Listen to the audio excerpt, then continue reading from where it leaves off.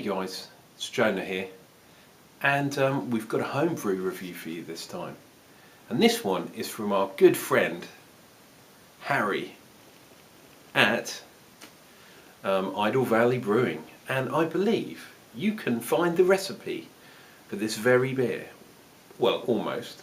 And if you're too lazy to do the recipe, he'll send you the kit to make it. It's an American Pale Ale. American IPA. So American and Indian. American Indian. Woo! Scalp 'em, much smoke 'em. Yes, indeed. Anyway, what are we looking at? It's a pint bottle, which is always good, and it's 5.7 on the ABV. And this one is made up from leftover hops. So we did Darren's one not so long ago, and this one's kind of the second in the series, if you like, of American IPAs. Now, I have not a problem as such, but I'm in deep conflict about American IPAs because IPA should be British. An American IPA is its own style altogether, and it seems to me that the American IPAs, you have to bung as much hops in this bastard as you can. Maybe catering for a hop addiction as such, but we'll talk about such matters another time, because this is meant to be a review. We're going to get a naked lady. Oh, you can have a look at her backside this time. Naked lady. And this, for those of you that want to know, apparently is version 6. So if Harry ever gives us recipes, this is American IPA recipe number 6. It says leftover hops, so I bet you there's loads of hops in here for my nose to try and work out. Anyway, this beer has been with me for a while. This came with the One Kit Challenge beer. So I've had it over a month. It's just been chilling out, but because I did Darren's review the other day, I thought I'd do Harry's too. Now, in talking to you, I've managed to mess up the pour, I think, and look at that. That's a 2-finger head if I've ever seen one. But the carbonation is proper crazy. And if you look through there, you can't really see through there, can you? Because it's a little bit cloudy. So that tells me that this one's been dry hopped. Am I right, Harry? You can tell me. Just between me and you. Now, get the nose in there.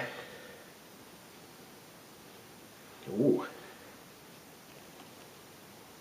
We do have a lot going on in there. Sweetness, grassiness, fruitiness. Can I pick out an individual hop from this bad boy by the nose? No. But I can say this has got a lot and a lot of hops in there. Interesting. Right, let's get cracking. Was it 6% almost? Yeah, 5.7. You bad man, Harry. You're one bad mofo, Shaman. Right, cheers.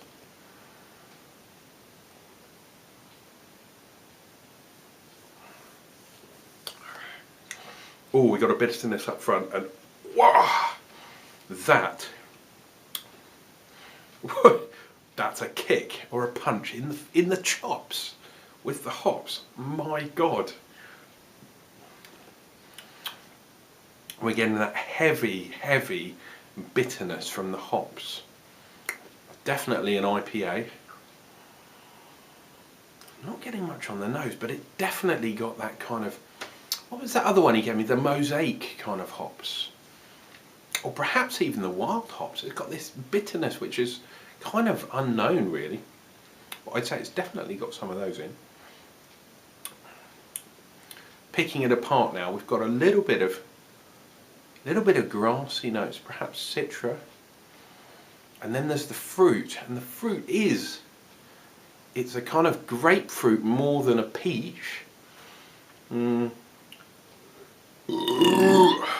Dare I say cascade. I think it's probably got some in, but there's a very, very deepness within the bitterness there.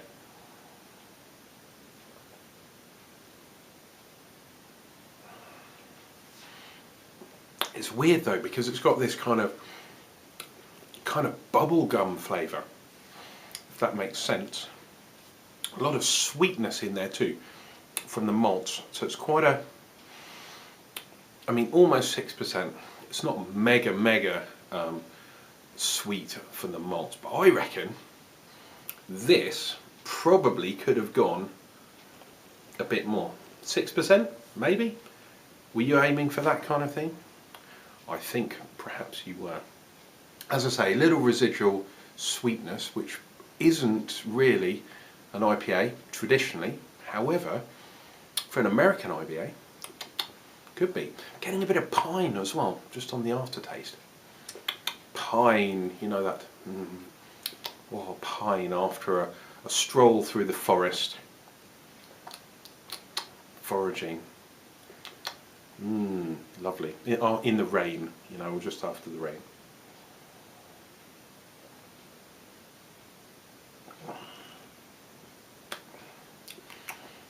Am I a convert?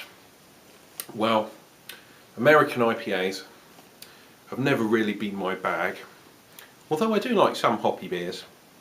For me personally, this has got a little bit too much going on in the glass. Trying to pick it apart is hurting my brain. But as an expression of the style, hey, Harry, you've done well there, brother. Leftover hops, so I think this has got a wide variety of hops in here. And my poor brain can't cope with all those flavours.